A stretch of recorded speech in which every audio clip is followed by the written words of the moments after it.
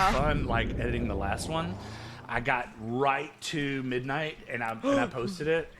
My mom's birthday was Friday. So Happy I was birthday. able to post it. What's up? I said happy birthday. Happy birthday, Mama. I was able to post it like right before midnight. So I think it's like every Friday. Like it's coming out this Friday. So this one being that it's brand new, the audio or the guts, as I like to call it, the guts of the audio, because we recorded it in like two days, two day period. Yeah. We had a break. Yeah, we had a little break. So the audio, you can tell the difference. Ooh, okay. Just a little bit, you can tell the difference. So I have, it's I don't want to say it's muddy, but you can tell a difference if you have the ear for it. So I didn't mind it because it is 3 episodes out of the 1,400 that we're gonna do. Yes. Yeah. Oh my god, the intro to this, like the how this movie just starts is so good. It's so flippin' good. What's up, guys? It's Revival, a horror podcast. This is Creepy Connie. And this is King Jeremy the Wicked. How are you? I'm doing good. That's good. That's good. I mean, I'm trying to do good. Moving is stressful. Moving is stressful. It's not my favorite. Nope. It's not my favorite. Nope. My least favorite. The summer's coming to a close, but the Revival podcast is popping off. Yes! Popping off. Just in time for spooky season. Spooky season. Oh, gosh, I can't wait. I know, like 80 days or something like that. And they already have candy at Target. I'm seeing all the Halloween decorations everywhere. I went to Hobby Lobby the other day. Wow. All out. So good. Along with Christmas. Well, that's what happens. Like, Target will have... school supplies, and it's like school supplies in June. Like it's not in June 4th yet. They got fireworks up front, and then school supplies in the back. Yeah, and then it just like it's gut wrenching. I'm sure to a kid that's got it. Well, you gotta go back to school. Sorry, yeah. Sorry about that. Thanks. She's in high school. When you start to see like there's no more notebooks, it's like, all right, that's where the candy corn's gonna be. Yep. Candy corn's gonna be here. Candy corn back with the backpacks that nobody wants. That's gonna be the spooky decorations. Yes. But yeah, it seems. I think I listened to something or watched something that they said if it wasn't for the overabundance of gift giving, Halloween would sacrifice Christmas. As far as like more people decorate because of all the religions, more people or the anti or whatever, but more people decorate for Halloween than they do for Christmas. So if the candy, if the candy could get any more expensive, you get a literally 5-pound bag for $30, and it's like these aren't even full size. Honestly, I think I'm just gonna go trick or treating this year. Same. Yeah, the Halloween. The Halloween is amongst us. It's always among us, but it's definitely almost here. Every year, there is a rugby tournament. I'm a part of the rugby club at school, right? Nice. And it's called Rucktoberfest. Whoa. And there's always a huge party where we all dress up in our costumes. And it is, I don't know what I'm going to be this year. I have to figure something out because I'm going to do something with my friend. We're going to do like a pair. Oh, that's nice. A couple costume kind of thing. That's nice. I like that. I like last year we were Pain and Panic, the two little devils in the cartoon Hercules. Oh yeah, I forgot about those guys. We were them. That's cool. That was fun. I gotta see pictures. Yeah, I know. I was at the comic book convention, Heroes Con, and I picked up the Nun valet costume, of course. It's right there. That's a go-to. And it's being my height and everything, and the whole like the mask is kind of weird because it's face fitting, but I guess it's face fitting for someone that doesn't have a big old head. You just got too big of a brain. Too big. It's what it is. But when I was little, my father, who's my stepfather, but I call him my father, he saw me for the first time when I had an actual full size, like a real cowboy hat on, and it fit snug. Oh my God, it fits snug. He's like, oh God. I can't imagine you in a big old cowboy hat. That's all I gotta say. I've got a big old cowboy hat. I would not picture you as a cowboy hat owner. I have a cowboy hat and cowboy boots, and I think it was because... Are you going line dancing? No, Going out? No, here it is. I'm going to go cowboy hat, cowboy boots with inline rollerblades on the cowboy boots. So I'm going to be in line dancing. Way to mix it up. They're like, here goes that queer. It's 99 degrees out and raining, and I'm out there with a cowboy hat on trying to and some long jeans. Shorty shorts. Shorty shorts. Some booty jeans. Some booty jeans with the pocket. You can see the pocket. The pockets are actually hanging out, exposing the tan mark. But they're like the American flag pockets. And of course, both back pockets where my jazz cheeks are. There's dip can imprints. Little circles. It's like a little circle of Zins. It's like that's where I store my hockey pucks. I'm trying to inline backwards, looking like an idiot with the fucking Valak mask on. With the Valak mask on backwards. So it's like, have you seen Malevolent? Holy smokes. Yes, I have.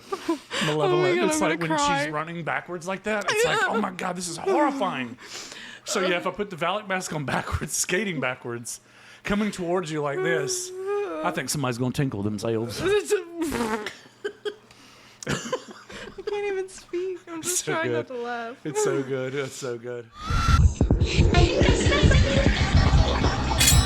So I have to tell you. Okay. I've got a little song that goes with it, and the last episode that goes with the welcoming to the world of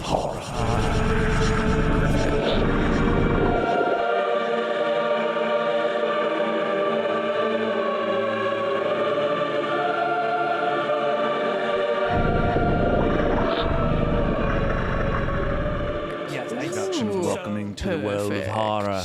I saw Trap. Yeah. I couldn't wait to tell you. Oh my gosh! I was going to tell you. How was it? How was it? So flipping good. So flipping good. I have. M. Night Shyamalan came through again. I've got the Regal Pass. Yes. So it's $20 a month, and I get to go to as many movies I want daily. So That's if there's perfect. only 12 That's perfect. movies out, I can see 12 movies daily. But I'm not going to go see You just spend your whole day. Despicable Me. No, I definitely am. I'm going. Me and my friends are dressing up as Minions, and one of our girls. I thought I knew you. One of my friends' boyfriends is dressing up as Gru. I thought I knew you. I don't know who I like worse, Dobby or the Minions. Or the Minions. Gun control. I'm sorry. Gun control. Gun control is hitting your target. It's hitting your target. No, I'm sorry to disappoint you, but no, it's gonna. I think it's gonna be just hilarious because it's just gonna be a bunch of us 20-year-olds dressed up as Minions, scaring the children. That's the goal. That's the goal. I'm gonna start running at them with toddlers. Have you seen? I'm just gonna be like, like what is that language that they I think that's the one thing that got me. I was like, what are they saying? What are they saying? You got to use your imagination. Oh yeah, that's right. It's all about context. That's true. Some of the stuff I'm sure flies over your head or over my head but all of our heads. Banana. The blow up costumes are cool. Lotus had she had a couple dinosaur ones, and then I love the dino ones. She had the Among Us costume. So when she runs in it, it's so cute. So I bet if you're like in the Minion, like a Minion one, you can't sit in your seat, it's like. That's how you hear the whole time, like you squeeze the lip of a balloon. The arms just have to stay up like this. The guy behind you's like, take off your hat. Oh, the game you can't play. So yeah, I saw Trap. Oh my God. The perfect scenario. The only thing that I was questioning was it was a full concert. Salika Shyamalan is the main. She's the pop princess. Yeah, she wrote all the songs. Oh, that's awesome. Choreographed all the dance moves, costumes, and everything. Oh, that's fantastic. It's super cool because she wrote, performed, and acted. It's brilliant. M. Night. I mean, he has it. He has it. I was waiting for that special M. Night type scenario at the end. And he gives it to you, but it's so twisted. It's in a new way. It's in a new way. So, that's awesome. So it's so cool. And there's a little comedy relief, tons of tension. I think Lotus and I are going to go see it again, or we're going to go see it Friday because I know she would love it, and because I really want her to get into to see a lot of the M. Night just because of the twists at the end. Oh yeah. But beautifully written. And you know, at any moment, just like a good anime, you don't know what's happening next. Yes. And when you get that, you're like, I didn't even think of that. Like, I didn't even think of that. Like, how is that? How did that happen? How did that? How you do that? If I couldn't think of, like, this is how this is going to play out, and it's like, nope, totally different. But nope, the only thing I was wrong. The only thing that I questioned, and this is not me. This is not. I don't question anyone's art. There were many moments where Dad's like, I'm going to go do this. I'm going to go do that, and then there would be a break in the concert. So I know sometimes like there was a shit ton of encores. Yeah. You know, so it was like the daughter would be out. She's like, hey, Dad.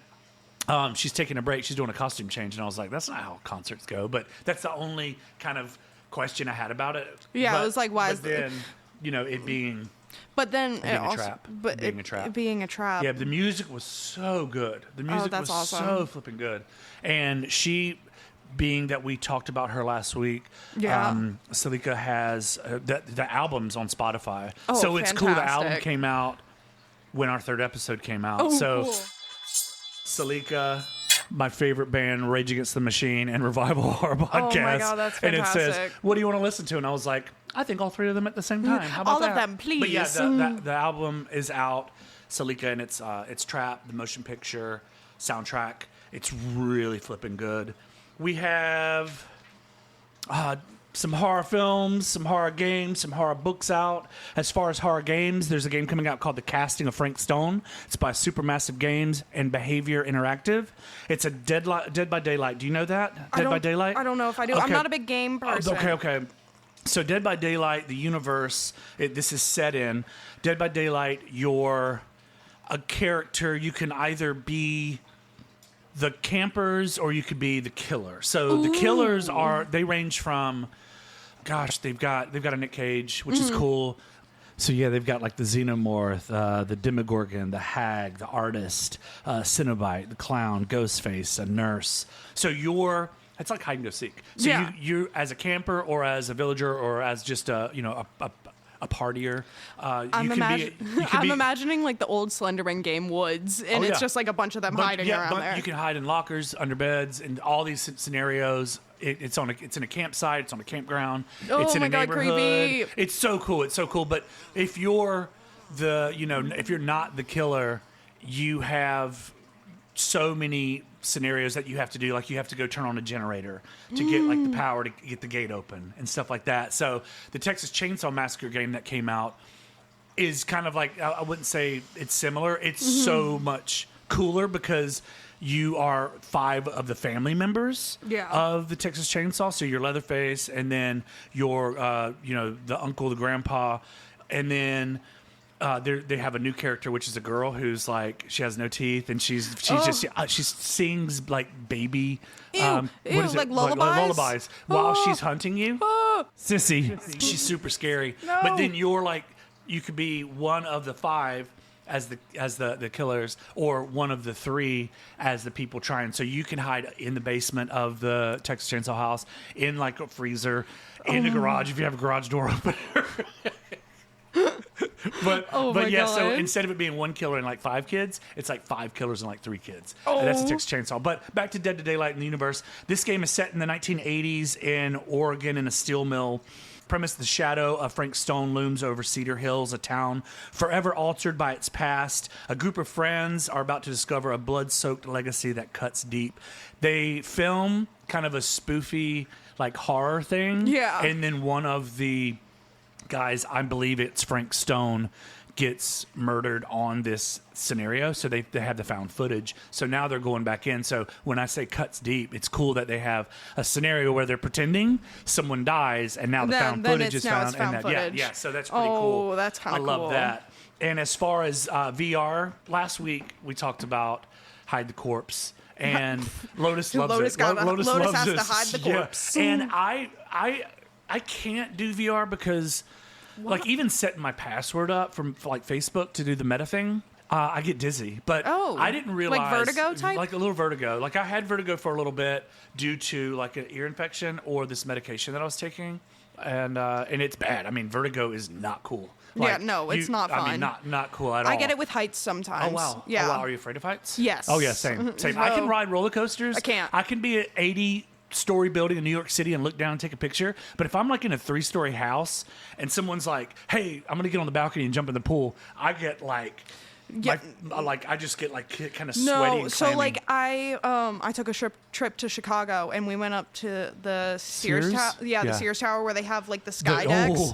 And on the after the elevator ride, I got up there and I was like clinging to the wall. I passed out on the elevator ride down. Out. Yeah, I cry. I've been in that, and I think the windows are like that or something. They're like angled to where you can. You can like full on walk on them. Oh god. No, it was terrifying. I can't do escalators. If I'm going down an escalator, I have to like look at my feet and just hold onto the railing. Wow. It's bad. Wow. Or I will get dizzy. On escalators. On any escalator, like even the one in IKEA. Like they have them in IKEA. They have an escalator in IKEA. That would be cheating. I used to cut a lady. I cut a guest that she's like I met this guy online. He's really handsome. He's from Sweden. I think that's where IKEA's from. Okay. Yeah. And we're going on a date, and I was like, "Oh, that sounds exciting." So the next time she came in, she didn't have that same bubbly smile. She's like, "I was like, how was that date?" She was like, "It was awful. He took me to IKEA."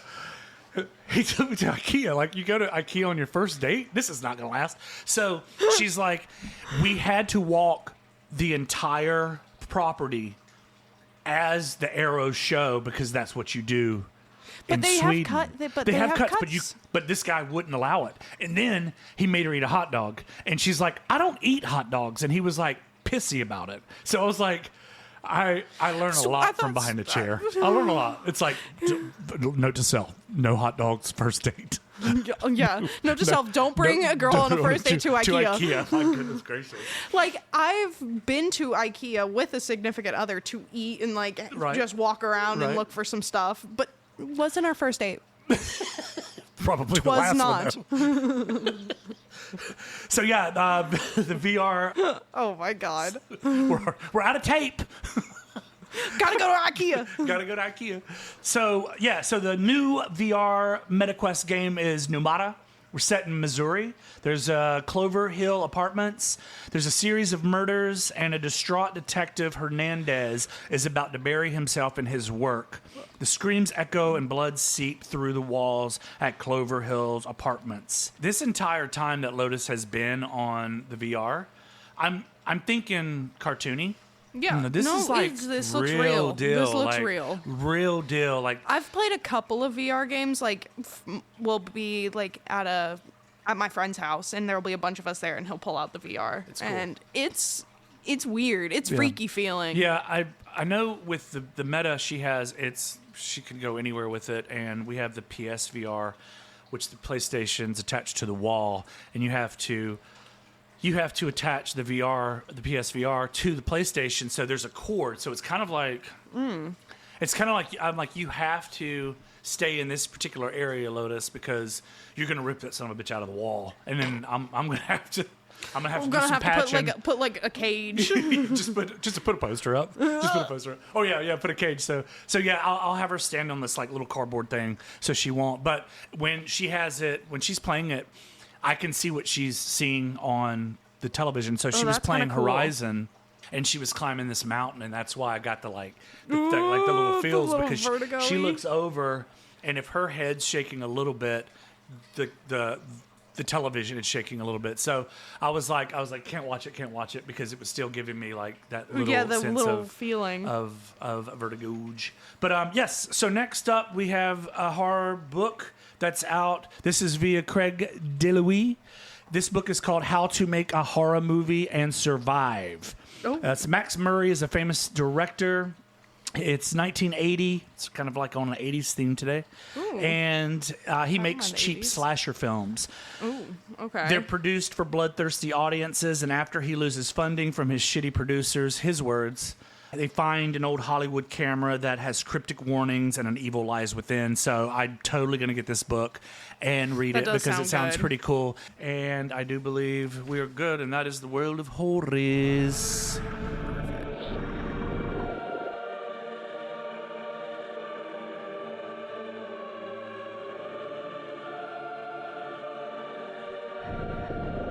So, The Conjuring 2. Yeah. What'd you think? I really do enjoy this movie. I love this one more than the first one, just because. Really? Just because of the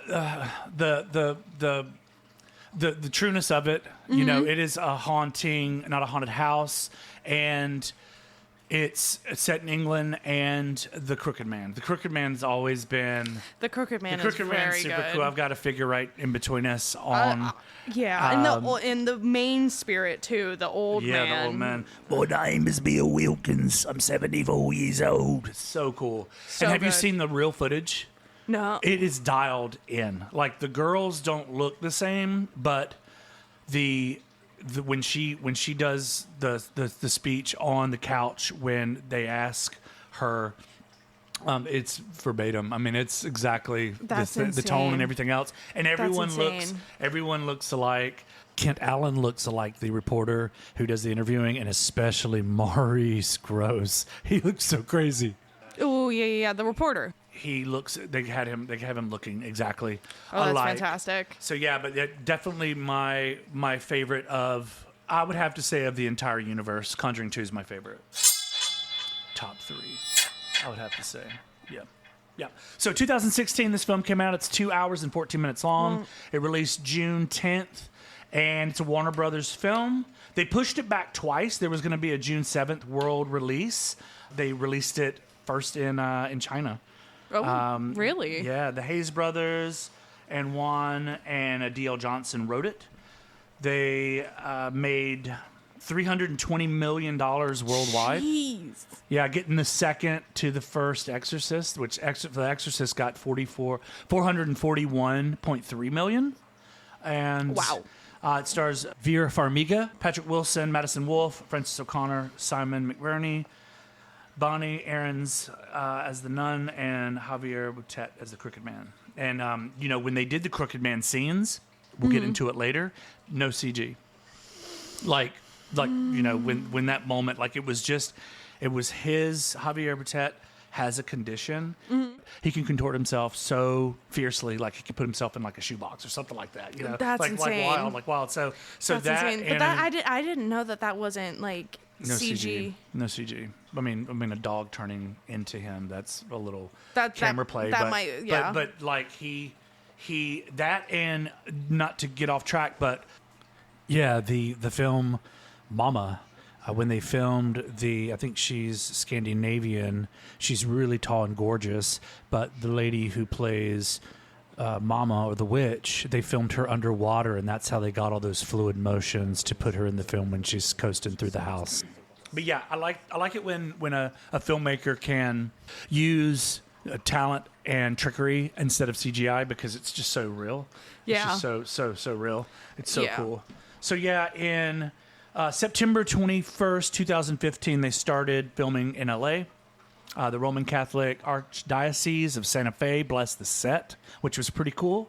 November 18th, 2015, they moved to England, and London Maid Vale District is where they filmed. November 22nd, Marylebone Station, and December 1st, the film concluded. 40 days in the Warner Brothers Studios, 10 days in London. A demonic figure with wing was scratched. They were going to use that. Yeah. And they created Valak instead. So that's kind of like glad. it's so cool. It's so cool. And getting to that. Because how this starts with that is insane. We didn't talk about last week's the chaos on set, so I apologize that I'm adding this now.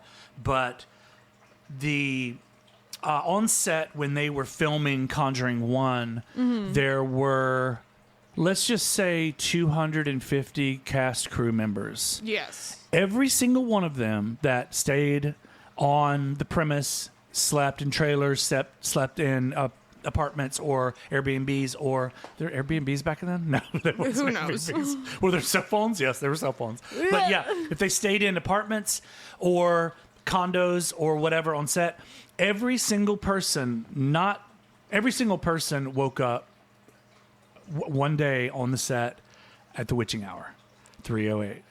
Every single person. So to think that one person did or three people, that's pretty cool. But No every wonder single they got person, the set blessed. they got it. Yeah, they got it blessed. They got it blessed, and that's what I thought of. And then when I was researching this, I wanted to dive deeper and see if I could find any more information, but I couldn't. But so Joey King, actually on the set, halfway through filming Conjuring 1, she woke up with bruises, and she went to like the nurse on set, doctor, and they sent her to the hospital, and she literally was diagnosed with a blood disorder on set. And she said that movie changed my life forever. That's what she said. It literally did. That's what she said. If she was 12 At years that old, point, to think that was something that happened to the mother, and we were questioning it because it wasn't like an iron deficiency or like a blood situation. Yeah. They were bruises the size of like hardback books and footballs. So for her to get that type of condition while filming, that's just crazy. That's weird. It's insane. That's weird. It's crazy. So nothing, I guess because they blessed the set and they filmed for 50 days, the only thing that well, I don't want to say the only thing, it's kind of, something happened on the release of the film, June 17th, a 65-year-old man died in the theater watching. Yeah. He died in the theater watching it. Heart. Yeah, it's crazy. It's crazy. This movie literally killed somebody. It literally killed someone. And watching it again, like understandably that he had a heart attack watching this movie. There's some moments that I can imagine would raise your heart rate just a little bit. Just a little bit. They got 11 nominations and 3 wins. Not as many nominations as The Conjuring 1, but most sequels usually get kind of the dead end of the stick because, it's a sequel. But again, I have this a couple places before. I'd have to say it's number 3. Have to say it's number 3. Yeah, and we'll have to dive into our top 10. Yeah, like it's something I need that to get a list. I try to do it every night, and I think, and I'm like, oh no, what about this? And then I think of the time period when it came out. If I give you 1 through 10, and I'm like, oh yeah, I can put something in between 7 and 8, like a 7.5, because I forgot all about that movie. But the time frame, the money, and like the films that are coming out now are so imaginative and so different. Really are. And to think that they're not sticking to that traditional horror type movies. Yeah, and we talked about that with the the element of unknown. You're like, I don't need to see the monster. Yeah, I totally don't need to see the monster. I really don't. I just need to know that fear. Yeah, that fear, and when you get it, it's real. Your body reacts. It's real. Yeah. So they got a Golden Trailer award. They got 5th place in the Golden Tomato Award. They won Tomato. James won. Yeah, I love that. It's not a rotten tomato. It's just golden. It's a golden tomato. It's a golden tomato. Golden tomato. James Wan won an iHorror Award for director, and they got an iHorror Award for best sequel. This is The Enfield Haunting. They were going to do a Crooked Man film in 2022, but it got axed. I thought I remember seeing that being a possibility. Yeah, it got axed. Right when COVID hit. Oh, because of COVID. Probably COVID. Freaking COVID. COVID just COVID sucks. Just ruined. But yeah, so here's The Conjuring 2. Let's get into it.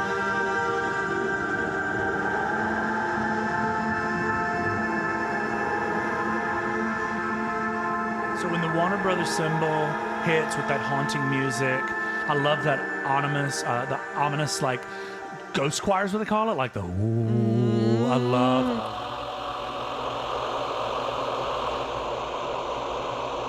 It gives me chills every time. So good. And with the last one, when I said it was like the Wicked Witch, this one was even more spooky because it had that kind of ominous, like just that choir, like that music just sets the tone. It totally really sets does. the tone. after everything we've seen, there isn't much that rattles us anymore. But this one still haunts me, is what she says. When that leaf falls from the tree, as we view out the window, that it goes foggy, and that's when you realize you're in the Amityville house. Yep. Did you see the original Amityville? No, I have that. Have it? No. It's so good. Is it? It's so good. Okay, I've been to the actual Amityville house, you said that. though. So we used to have vacation out the end of Long Island. There was like an old family house from way back when they first got to New York.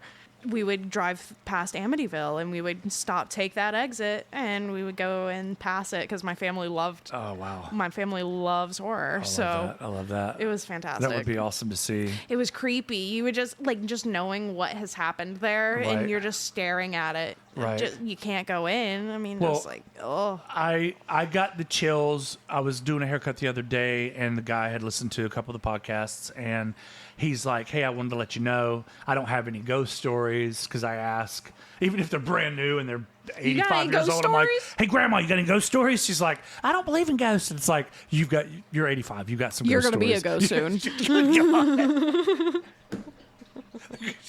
You just open the box, and her teeth falls out.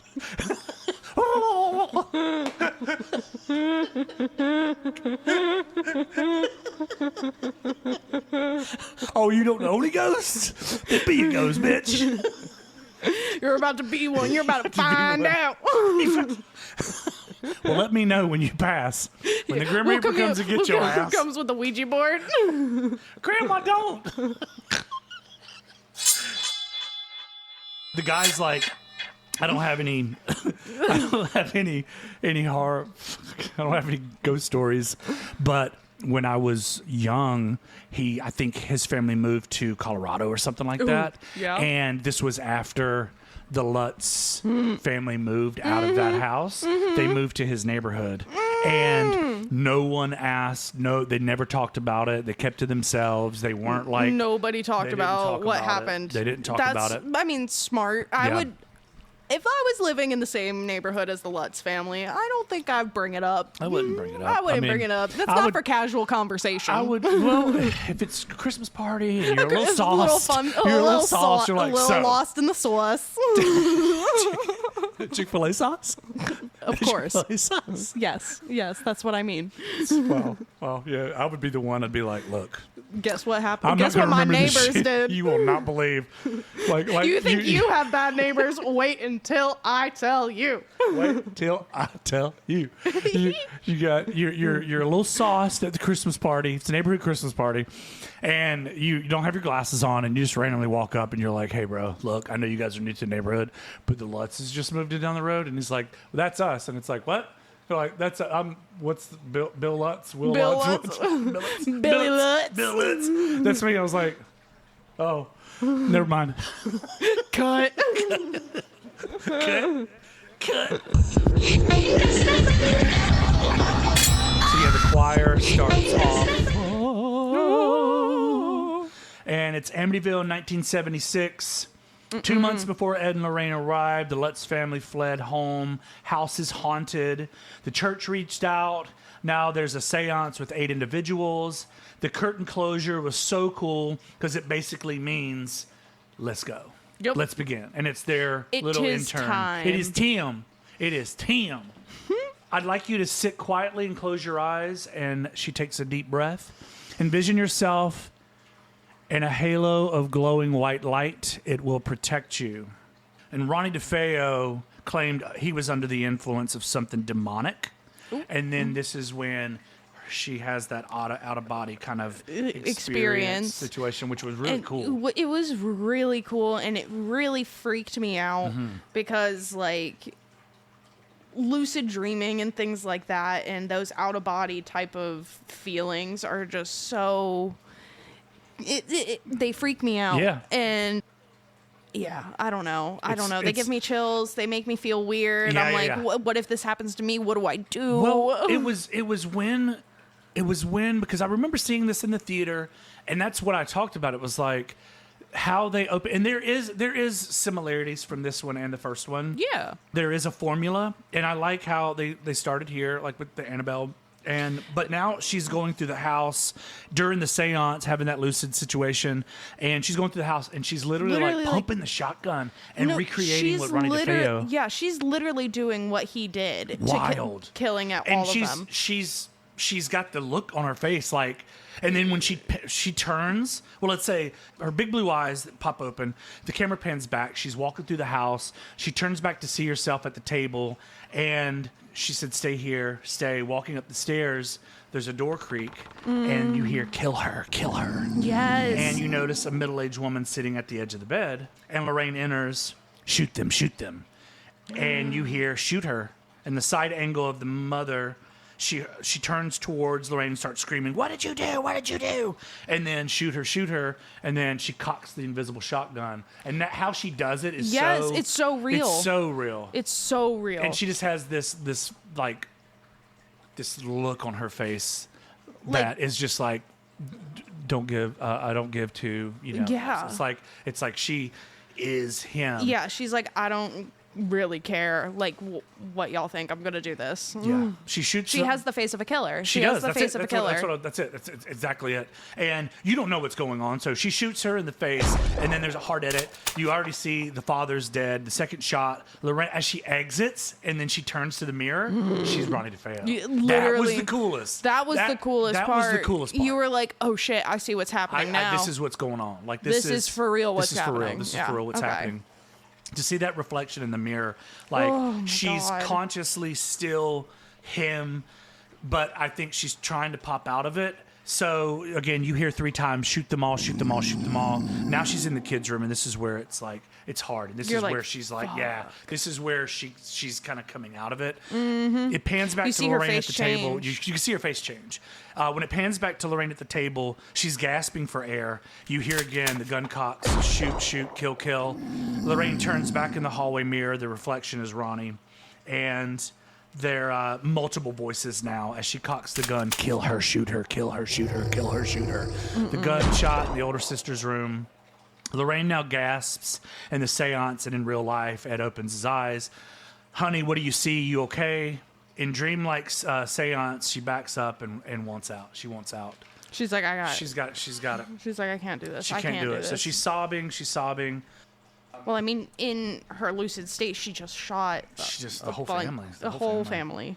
Yeah, the horror she sees as the last sibling is glaring at her with the white-out eyes. That was pretty cool, the little boy. Yeah. On the staircase. Now at the seance, Lorraine sees Ed asking what happens, and then she's like, I have to see. She sees the door opens and follows the little boy, and she says, I think it wants to show me something. Mm. Now, when you see him on the staircase, I didn't know he was real. I don't know if it was another kid that died in the house, but when he had those white-out eyes...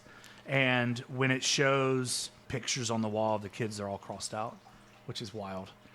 So she races downstairs in the cellar. The little boy launches and runs from under a sheeted artifact. And as she turns, 4 children with white eyes appear, and immediately hard edits turn to the left.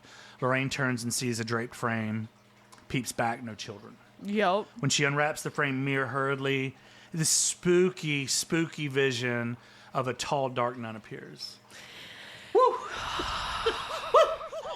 Yes. Oh my God. It's so good. And I can't wait to dive into The Nun, because I think I've only seen them in the theater. I haven't seen them throughout. I saw The Nun and the Nun 2. Mm-hmm. No? Was that right? Was it Nun 2? There's only 2, yeah. Yeah. With Vera's little sister. Mm-hmm. Yeah. So the Nun 2, I saw that in the theater. Saw it in 4D. Ooh. Saw it in 4D. And did you see The Nun 2? Yes. With the sister. Okay, so it takes place in Italy? Yes. Something like that? Okay, yeah. So when Valak is in the basement and she is screeching, all of a sudden the wine barrels explode, and red wine, I can smell it in the 4D theater, and like a splurt of liquid hits my face, and I was like, this is so cool. This is so cool. That's awesome. So cool. The Nun movies are some of my favorites. I can't wait to rewatch them, because well, for me, with the Catholicism part, and especially in the first one that plays a lot, you kind of got to know how significant some of those things that they're talking about are. Right. And yeah, it's intense. I can't it's wait. intense. In the mirror, she turns to see what was the reflection. There's nothing there. And back in the mirror, it's Valak. She's behind her Freaking and in the Valak. mirror and turns again, and there's nothing. She turns back, Valak. And then in front now, she grabs Lorraine's neck, choking her, and as it does this like kind of slide backwards movement as the camera's on her, you realize Lorraine's choking herself. And it's not Valak. Like she's been introduced to this. It's like only her hands are possessed. Right. That's it. So then the furniture near the mirror explodes and a dark force is behind, and Lorraine screams, "Oh God, oh God." Draped window opens. Lorraine is awoken by Ed. Ed, this is as close to hell as I ever want to get, is what she said. I want to get that tattooed on my face. It's not going to say Ed. It's going to say Creepy Connie. This is close to hell as I ever want to get. But it's going to be in Latin. They're going to think that I'm the one that's like, Right. like I am hell. You are hell. This Creepy Connie is the closest I ever want to get to hell. She broke my heart in 2 pieces. Is it because I went to go see the Minions? And I like And Dobby. you're dressed up as... I'm going to dress up as Dobby and go see the Minions. Oh my So god. I text when Lotus was at the beach. She's like, Hurricane Debbie, we're coming home, Hurricane Debbie. And I was like, I hope Hurricane Dobby didn't get you. So I've texted Dobby more than Debbie. That's what I'm gonna call the protective Hurricane Dobby. That's what I'm gonna call this hurricane from now on. It's Dobby. Just sorry Dobby's for on the visual. way. Sorry for the visual. I'm outside the hurricane with just a sock on. Go. Sorry for the visual. It's one of those long socks. And no, I'm dressed as Dobby. What is he doing? What is he doing now? Well, now what is he doing? Your neighbors are just having like a conference on their balconies. Like, what the hell is Jeremy doing now? It's like a windsock. Like the flag? We can now tell the wind is blowing that way. Hurricane Debbie's Straight coming down. from that direction. Blue hairs everywhere. Good God. Work to do. This is so bad. Oh God! So based on a true story, The Conjuring starts with the Amityville horror, which is so frightening, so scary, because being that it was real and it wasn't that long ago, and the families involved, and even the stories afterwards when the Lutz family bought the home. Yeah. It's just crazy. So we now cut to the Conjuring 2 scenario where it shows, and the ghost choir does its oohs and ahs. And then boom, we're London calling, ever London calling. The Clash. We start off with The Clash. And their As we London should. calling song's so cool. It shows so many cool London vibes in the 80s. It's an array of like kind of tourist shots, the violence, the cops against like the punks and the gangs. The and of course, anarchy. yeah, anarchists. And this is a time where just, people are they're fighting for all types of different situations. But then it shows a lot of football, and then it shows the royal family, and then more violence. And I Fought the Law sums up the time period. Yeah. I Fought the Law. So we are now at a schoolhouse. Madison Wolfe, who portrays Janet, my favorite character. She's fantastic. She's so cool. She's fantastic. So cool. I like how all the girls, all the kids have that that real deep kind of droll British like accent. a full-on British So accent. knowing that these actresses and actors are British, like they kind of pull like a little bit more. Yeah, they're like, I'm gonna say we're it's going to not play on the Cockney, but- accent. Thick. So yeah, the cool scene on the stoop as Camilla, her friend, Janet's friend, they're smoking a fag, as they like to call it. A fag. And she hands over the cigarette to Janet and says, "I have to give you over the spirit board we made." Like, what a cool Yeah. play of words. And Camilla says, I think I'll let Keith French kiss me tonight. And they're like fifth grade, like fourth, fifth grade. And they're like 12. They're like 12. They're 20 actresses, but they're portraying 12-year-olds smoking fags. I counted 12 snorts through the last podcast. And I can't remember who it was. If it was me or you. You know what? It's okay. It's good. I like the snorts. As long as it's like... Yeah, it's not like you're hawking a loogie or something. So I took a girl bird watching the other day, and she was really interested in counting the birds. So first she went hawk 1, hawk 2. I didn't take a girl bird watching. I don't have any friends. I'm going to have a lot of editing to do. So Camilla says, I think I'll let Keith French kiss me. And then abruptly the headmistress bursts out the door onto the stoop and catches Janet with the cigarette. What are you two doing? Breakfast. She snatches the cigarette and tells them to go inside. And with a little comedy relief, she kind of reads the area. And she takes a puff of the cigarette. I thought that was really hilarious because it was like, what are you two? What is going on here? As the bell tolls, it's so haunting. The kids are scattering through the door of the school. And as you see Margaret and Johnny for the first time, and now Janet and her little brother joining, Margaret, Billy says. Oh, poor Billy. Poor Billy. As they meet and greet, a group of rottens approach and start to pick on Billy. Some punks. Some punks. Some punks. Some punks. You're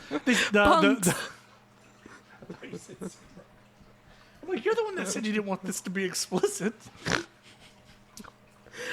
There's the fourth. So, as they meet and greet, a group of rottens approach, some punks, and they start picking on Billy. Billy. And then Janet screams, "Shut up, Peter!" And then Peter calls her a lesbo. What are you talking about? What are you talking about? Your mum, Camilla says to the rescue. Love Camilla. I love that. And she shoves Peter. So good girl power. Yay, girl power. The next stop is a bus stop by the Hollies. Pretty cool scene when the kids are entering. You hear mom on the phone. Mom talking about money and not being able to pay rent. She said he hasn't paid a penny of child maintenance in 3 months.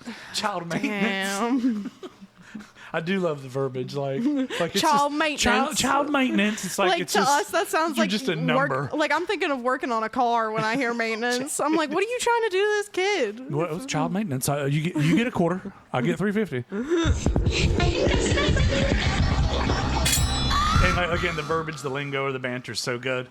Now, Janet is berated by Mom about smoking, and Janet denies it. As Mom is smoking, Billy asks for biscuits. Do you have any biscuits? And Mom says, and I love the tone, no, we don't have any bloody biscuits because we don't have any bloody money. I love that.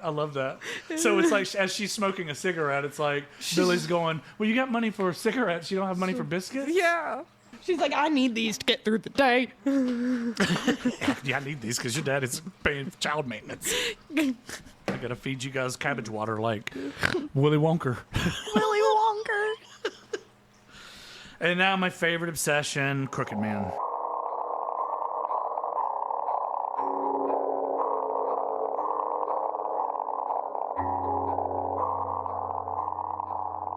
Yes.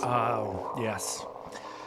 The Wicked Witch was my first scare. Like that was the scariest thing growing up. The second was the Elephant Man. The third was the Munchkins. Which it's funny. My top 3 scares. It's from the same movie. I was afraid of the Munchkins. Yeah, I was afraid of them. Yeah. And so the Elephant Man would walk in my room and be at the foot of my bed with a bunch of like lollipop guilds, and I'm like, lollipop kids.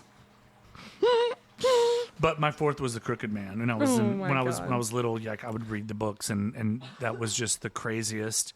It's terrifying. I had chills when I heard the music box playing. You were like, "Oh shit!" It's in back. The theater. Yeah. He's here, and a bunch of little people start. The Munchkins. Munchkins coming to get me. And I'm not talking about the little donuts from Dunkin' That's Donuts. what I was thinking of. I'm afraid of donut holes. My biggest fear is them donut holes. I'm afraid of heights and donut holes. I think that's... I'm scared of escalators and donut and holes. elephant mans. And elephant women's.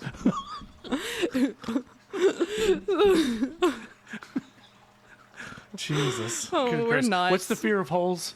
Oh, like the Trapophobia. Fear of holes and elephant men's. Okay, but I agree with that fear sometimes. It just makes me uncomfortable. It's weird. Well, I think one of Lotus's teachers gave her a lotus pod, like a dried out lotus pod, and Ethan was like, "I can't do this because they have like the seeds that like kind of drop, and it's just like 35 big holes in this pod, and it's like I can't do that. I can't. But yeah, it is wild, and I think American Horror Story, they had a season of, and it was all phobias, and then they had that, and I was like, that's really a thing. I thought Ethan was just making it up. No, it's real. It's really terrifying. It's terrifying. I feel like I have all the phobias. I'm just scared of everything. Are you Probably. scared of podcasts? I am. Yeah, I'm scared of podcasts. Me too. You're here beknownst your will. Yeah, beknownst. I do be here I'm trying to be British. beknownst. I'm just making up words. Yeah, you're here not on your own will. Yeah, you forced me to do this, you here. actually. Yeah. It's fine. I'll be okay, I guess. I guess. Help me. Help. What's the tap? Like Morse code. SOS. Morse code. So yes, so the Zootrope. The Zootrope is what this music box is called. So it's Okay. cool. In the first one, they had the circus toy music box, and then this is Zootrope, which I had to find the correct pronunciation because I've never heard that. It's weird. So it's a cylinder that spins with slits to view images that are inside. So these images that are drawn make a moving picture. Yeah. So this is a real thing. So as we pan down the hallway listening to the Crooked Man song, we see a tent and a fire truck is going off. Yup. We see it's Billy in PJs, and Mum surprises him with biscuits. She finally found the money for biscuits. She sold her fags for biscuits. She traded her fags for biscuits.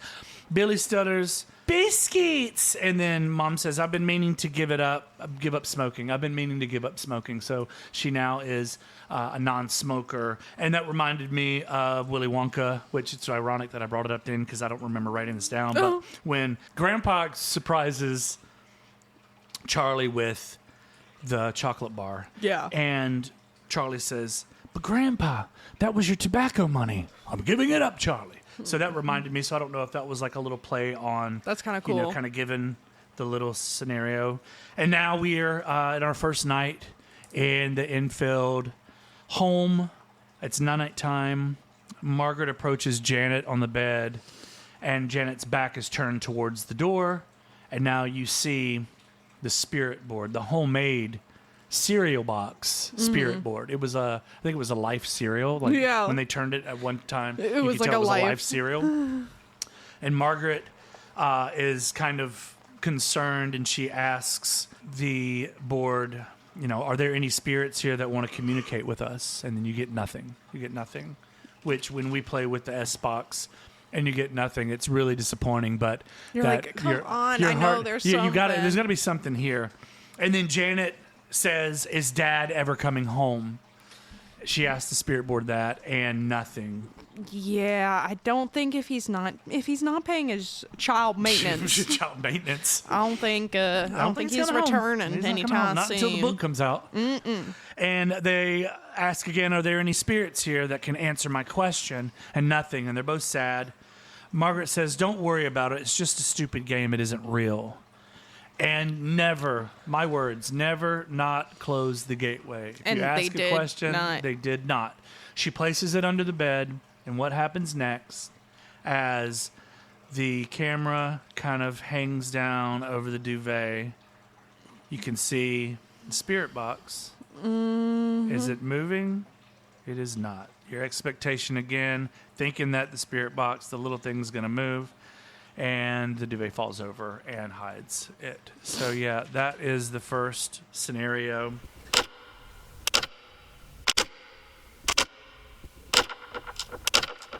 The clock hits 1:08, which I thought it was cool that they continued with the 8. Oh, yeah. Not that it was 3:08. The living room setting, you can hear a ticking clock. Now in the girls' room, as Janet sleeps, you can hear whistling from outside.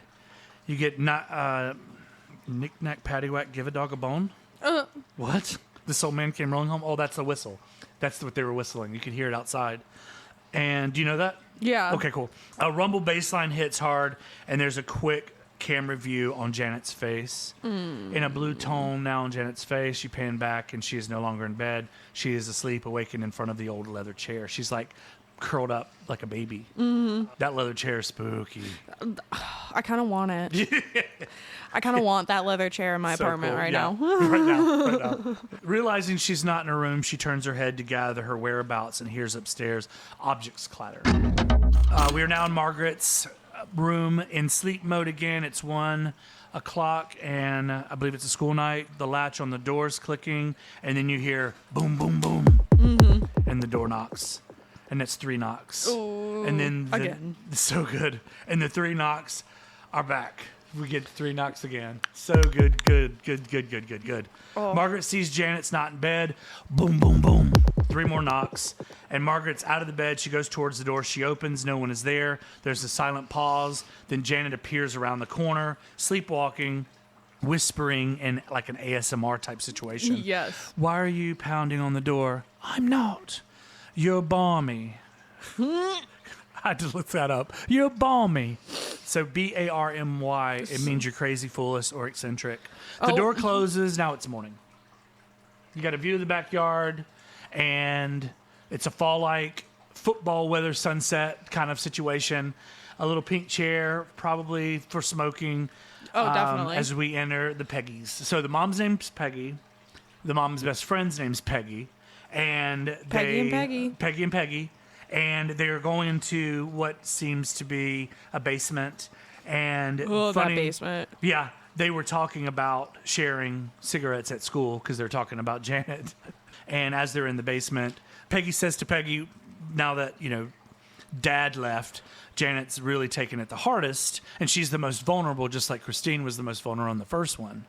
And then the other Peg calls the dad Assad. So now here I am Googling more British British lingo. British words. And it means devil, nasty, villain, scoundrel. Sod? So you're a sod. Like You're sod. lawn sodding? I sodded my lawn. No, yeah, it's S-O-D. She calls the dad Assad. I think the word fag is worse. But you're a cigarette. Well, you're the devil. Oh, okay. Well, thank you. Appreciate that. Appreciate that. So Peggy and Peggy have a heart-to-heart. And as she starts, another comedy relief, she starts the washing machine and it explodes and water goes everywhere. Peggy, the mother, says in a fantastic, fantastic way, "This sodding house." Now we're with the Warrens on what looks like a 1970s game show, talk show. We have a really amazing scene with the Warrens as, they're being questioned about Amityville. Yeah. And this Dr. Stephen Kaplan is joining them on stage. So it's Ed, Lauren, and this Dr. Kaplan. And they're asked, I call him Dr. Ding Dong. They're asked because he looks like a goober and he's like totally hating on he's a goober. So they're asked, about the Amityville Horror, and Dr. Ding Dong goes, "It's a blatant hoax." Ed tilts his head a little to the left, fighting off his fisticuffs. He's pissed. He is pissed. And Ed says that's never been proven. And Dr. Ding Dong goes, "Yes, it has." And saying the Lux family made everything up to profit off of it. Ed states, "If you weren't there, you have no comment. You have to experience it for yourself." And then Dr. Ding Dong says, which I love, "I don't need to go to the moon to know that it's not made out of green cheese." And when you were talking about the cheese goblin last week, the moon is made out of green cheese. I don't need to go to the moon to know it's not made out of green cheese. Dr. Ding Dong says Ed's never seen a house that isn't haunted. And Lies. his wife Lorraine blows smoke and rings bells. They have everyone else believing in ghosts too. And Lorraine's body language is fierce because now it's like, "Oh, you're talking shit about me?" Yeah. Like Ed's about to come out of his skin. Oh, yeah. And it's said, like, you can talk about me like that, but my wife, you definitely not. Yeah, and I've said that my entire life. You can, whatever you feel, whatever you think of me, whatever, it's cool. But whatever you do not try to convince my kids that I'm a piece of shit. Yeah. Because I will fucking kill you. I will kill I will fucking you. kill you. And that is Dr. Ding Dong Jeremiah. Stayed in the hurricane. Hurricane Dobby. Now he's got 2 tube socks. Hey, what is he doing now? One of those was like on your head. Yeah. You're like the cow. Whee! Jesus. You end up in Munchkin Land. You're just like, with the freaking we wanna get a lollipop king. And then I've got 2 tube socks and a cowboy hat. That's just tight as fuck. big ass head. Big ass head. I'm only 5. No, I was like 4. He's like, God, I feel sorry for this lady. That kid's got a big ass head. Have you ever heard the story of the big orange head? No. Okay, I'll tell you later. Great. We have to have a Wednesday, like, short stories like last podcast on the list has. Yes. We have to have a Wednesday to where it's like all the pictures and all the stories and all the things. There's so many things when I listen to the podcast where it's like I told her I was going to show her this picture and I forgot Never to show her the did. picture. Ed says, what are you a doc of anyways? And Dr. Ding Dong says, Ed, show some class. And Ed interrupts and says, show class, you're telling lies about my wife and me. And he says, be careful who you call a liar. So backstage, Ed explains the kook wacko theory, and he says the world, needs to be informed about all this. And you've got little ass academic fools coming up here making jokes of us. And Lorraine she's cool about it. She kind of calms him down. Oh, yeah. As we get back to England, we see Billy and Janet lying on the floor with biscuits, and they got the Zootrope with the Crooked Man theme song. So you mentioned earlier, it's really crazy. What were you saying about that? He uses that to help with his stutter. I know. Like, that's how he practices. He's just sitting there like a crooked man. A crooked man, a crooked night, crooked house, yes, crooked mouse, crooked cat, and a crooked mouse, and it's house. creepy. It is creepy. It is creepy because it's a wind-up toy, just like the circus toy from last week. As Billy slightly stutters, Janet pauses and says, let's try it again. And then Mum peeks in, and Janet and Billy are singing the song, and Billy kills it. He gets it. Nails it. Yeah. And it stops. Mum starts clapping, saying, good boy, you're getting so good, and you may have a biscuit right before bed. Biscuit. Come and get your biscuit. Come get your biscuit. And as of the people out there, biscuits are cookies. Sugar cookies, not biscuits. So this kid's not like a Bojangles biscuit. Not like a Bojangles buttery biscuit. And so off to bed, but before Mum says goodnight, she says to Billy, you know what? Not too many biscuits because you're going to be thirsty. And of course, lights out. You hear a little owl howl in the background as Billy smacks his lips. I'm thirsty. I think I smell something. When Billy comes down for water, you see the old leather chair. Yes. They pan over to kind of show that, there's the old chair. As he's retrieving the H2O, Billy steps onto a step stool, and then you see a swing set. Outside the swing is moving, as if something is riding on it. We pan back to Janet. She seems to be on fire. Yeah, she's having a major nightmare. Major. And she's going, no, help, stop it. And as Margaret shuffles asleep, Margaret says, Janet? And then Janet says, please. And Margaret says, Janet, wake up, you're dreaming. And Janet's fast asleep as if nothing's going on. There's a little bit of formula there. Margaret relaxes and goes back to bed. This is my house, Janet's voice, but it's masculine. It's so crazy. It really because is. When the camera goes over like atop Margaret, you see she finally just kind of like settles and her body relaxes, like, sister's having a little nightmare. But then you immediately hear she turns, just like when she was on the bed, Janet sitting with her back facing Margaret just like she was with the spirit board. So it's kind of a cool scenario that they had her sitting exactly like. Yeah. And then Janet's like, no, it's not. And in the Janet voice, as the masculine voice, go away. Who are you? What are you doing? And then a man's voice, and it's Janet, man's voice going, playing the game with Billy. And Janet says, leave Billy alone. Margaret says, Janet, who are you talking to? And Janet says, you have to go away. And in that man's voice, you're the one trespassing. And Margaret's like, Janet, wake up. Janet says, I'll tell Mom if you don't stop. Like, what Mom's? I'm going to tell Mom that you're getting possessed. I'm going to tell Mom. Janet, in the man's voice, goes, I'll break her neck.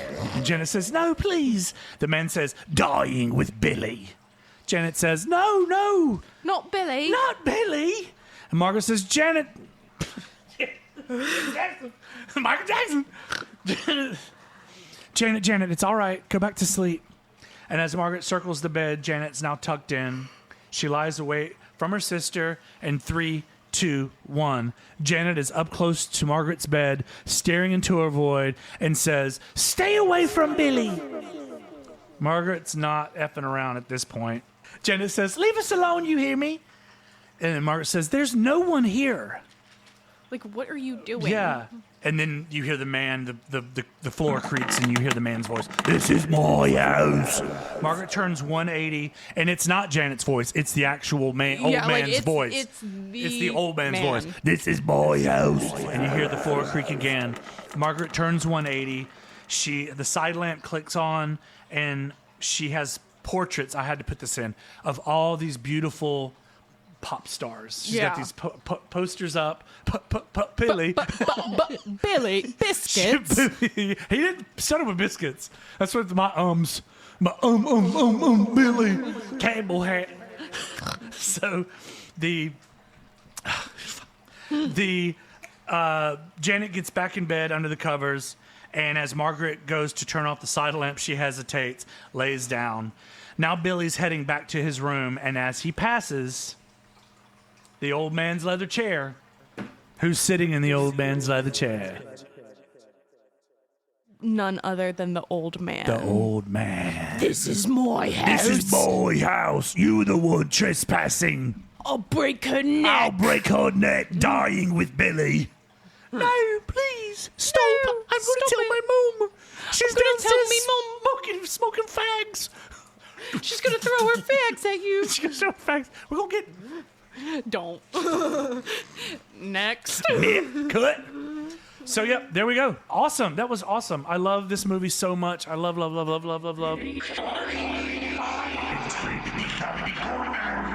been to Creepy Connie. Let me tell you a story that is really crazy. From behind the chair, I cut this guest who...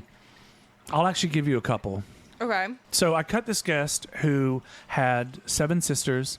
She grew up in a farm town in Pennsylvania. She was the youngest of all of her sisters, let's say ranging 8 to 18, let's just say. Okay, yeah. And this was in the 80s. And they all went to a girls' school at the local church, Catholic, whatnot. Yeah. And there was one rule. It's a farming town, so, is that rural? Yeah. Is that rural? Very Okay. rural. Very rural.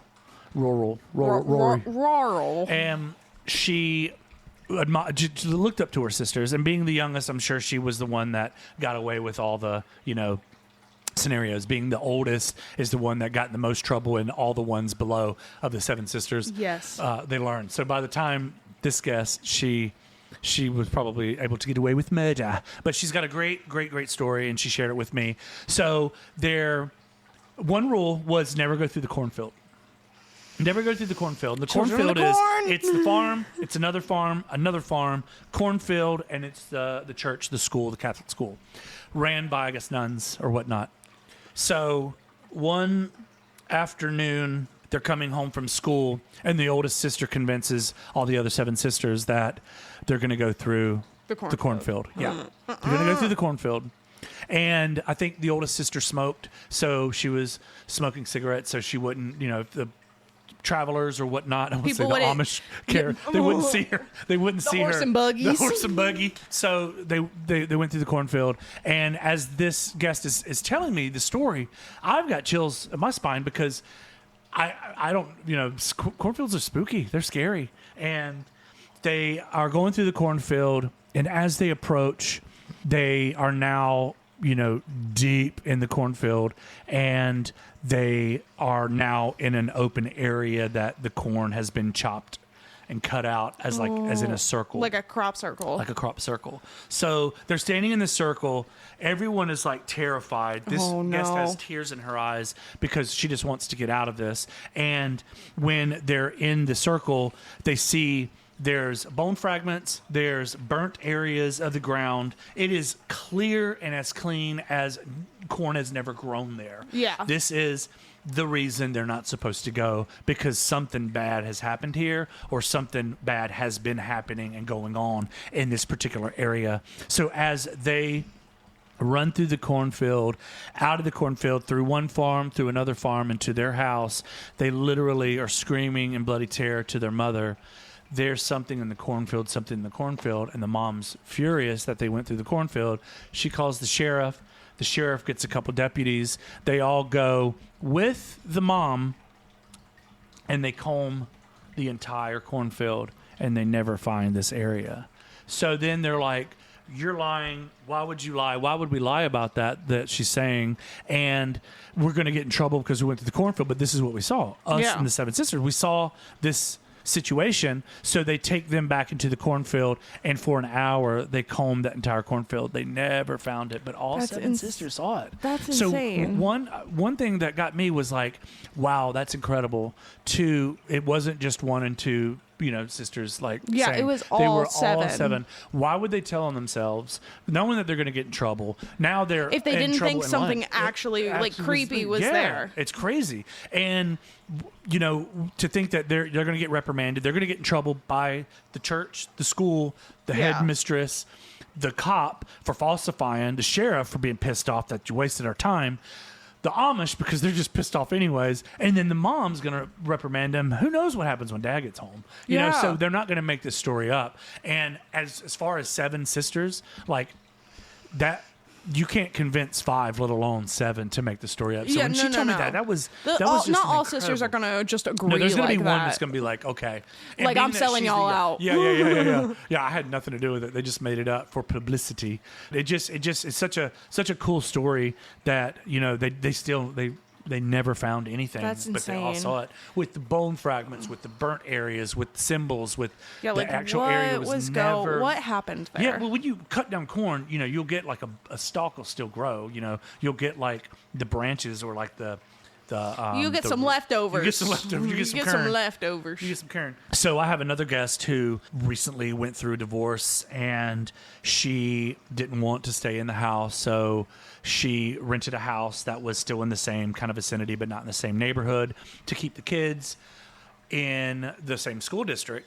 So she rented the house, and when the kids were there sleeping overnight, everyone would have a story in the morning, like whether they smelled something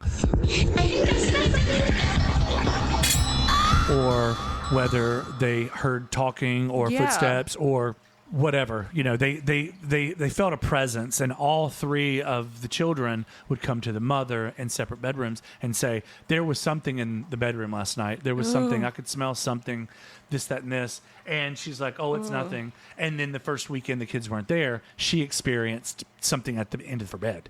Like she would wake up, her door would be open. I think she had a pet. The dog would bark like just at wee hours in the morning. She would close her door. The door would be open the next morning. And then she said one night the kids weren't there. She was home alone. There was something standing at the foot of her bed, just like a black shadow. Nope. And she told the realtor or the person renting the house out, something bad happened here. And they're like, yeah, the old man died in this house. And she's like, you couldn't disclose that to me before I rented. She's like, yeah, the only reason that you have to disclose is if you're buying the house. So she's renting the house. They don't have to disclose it, which is crazy. Yeah, which is wild. So she then makes me more scared to rent. Yeah, I would be afraid to rent, or I would be like, is there anything bad that happened? Like, I was like, yeah. It's like, I'll take it. I'll take it. I'll take it. I'll take it. I'll so, take it. So the kids were, and she never felt threatened, but you know, you wake up in the middle of the night, your dog's barking, and there's something at the foot of your bed, like a shadow. Yeah. And she saw the shadowy figure a few times, but couldn't make out what it was. And so the next weekend when the kids were there, 2 older boys and a younger girl, the same situation happened. Yeah. They just say it was a Friday night. They heard something, they saw something, they smelled something, and the mom's like, all right, well, I think what we should do is we should all sleep in the same room. And they're like, no, it's cool. They're high school kids and whatnot. And they woke up the next morning, and the little daughter was at the foot of the bed, and she's like, Mommy, go to the kitchen. And when she went to the kitchen, every single cabinet, every single drawer, every single door, every single closet was wide open. That's insane. Wide open. That's actually she's insane. like, where are your brothers? And it's like, the brothers are outside because they're afraid. So the little girl's like, we can't stay here. This is scary. So the mom's like, all right, we'll pack our bags and we'll go. If you're afraid, we'll get a hotel. She goes outside, and the 2 boys are laughing hysterically. Oh, God. And they opened up all the cabinets and the drawers. So she gave me this story, and I'm like, I have the chills right now. And the boys couldn't hold it in. They told the little girl to go in and tell Mom, like, go to the kitchen. And when she went to the kitchen, I could not imagine. Like, I've got like 8 things, and I'd be like, what did I do last night? Did I drink too much bourbon? The hell? What the hell did I do? So yeah. So cool, guys. Well, did you have something? So actually that story kind of reminded me. So I grew up in like a haunted house, right? Mm-hmm. My room wasn't a part of the original house. It used to be a porch. So it hadn't really ever been enclosed until we were in it. So they made a room for you. Kind of, okay. Yeah. And it was a very old house, originally built in like 1910. It was tiny. It was a 1-bedroom until they added on mine. 1 bathroom. Wow. And there was only 3 of us, so it wasn't that bad. But I remember, like, I used to have terrible nightmares when I was young, but my dad was always up because he's a chef and he would do paperwork for the restaurant when he got home at night. I would always wake up in the middle of the night and I would roll over and I kept my door open, and there would just be a black figure kind of like halfway behind the door kind of thing. So I would only see like a little bit of him. And like, but I would turn away and then I would look back and it wouldn't be there. So like I would always like feel like it was playing tricks on me and everything, but it would never be in my room. Like my room wasn't a part of the original house. It's like they can't go to my room. Go into that. Oh wow. It's like they'd want to, but they literally can't. And so, because every single time, never. It was always just that little piece in the doorway that kind of separates the flooring. Yeah, what is that? It's like a threshold. Yeah. It would always just be right at the edge of that. Right at the edge of that. And it stopped when we moved out. But yeah, there was almost every night in my childhood, like when I was going to Catholic school, there was something there. Wow. Was it like a male figure, like a tall? I couldn't. It was just a shadow. Wow. It was just a shadow. That's crazy. And it would always never be the full thing. Like I would get more of it other times, and it would stay longer. But it was always in between like 1:30 and 3:30 that this would happen, and it was almost every single night. Good gracious. Even when I had friends stay over there, but my friends wouldn't wake up. I just would remember I had a trundle bed, and so we would pull out the other second little twin from underneath it, and my friends would sleep there. And I would just remember turning over, I would see them, and I would look at the door, and it would still be there, but my friend would be fast asleep.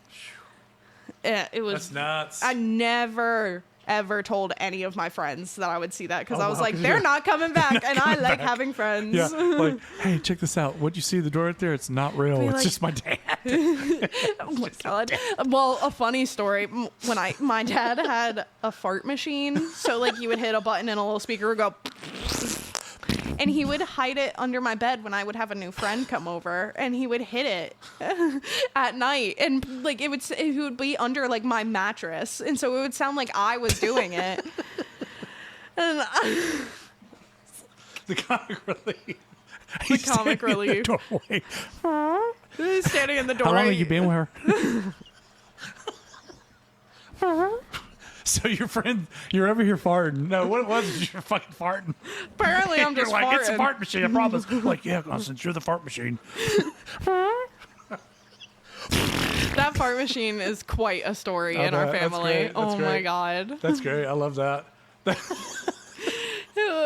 I would never like it wouldn't be every time. It would always be when there's someone like new. Like a friend he's never met before. He'd be like, you know what this is calls for? Fart machine. Fart machine. Your dad's so cool. Don't worry, that wasn't me. And then you smell broccoli. And it's like, fart machine It's makes just the smells ghost, too. I swear. It's just the ghost. Oh, don't worry. It's just the oh shit. Yeah, it's just the shadow I see outside of my room every night. Don't worry. Well, thank you guys for listening. Oh my God, this is so good. Thank you guys for listening. We're Revival Horror Podcast. Find us on all the social media networks. We're on Instagram. We're going to be doing some cool things soon. We're on Facebook. We're going to be doing some cooler things soon. We're going to have a Patreon. We're going to do Twitch. We just got to get our shit together. Summer's coming to a close. I need to be done moving. Yeah, I mean, I'm moving. Right when she's finished moving, she's going to start school. And then I'm going to cry all over again. Yes. So, yeah, thank you guys for listening. We adore you, Creepies. Yes. And this is Creepy Connie. And this is King Jeremy the Wicked. Goodbye. How long have you been with her? You've been listening to Revival, a horror podcast, starring King Jeremy the Wicked and Creepy Connie. Goodbye.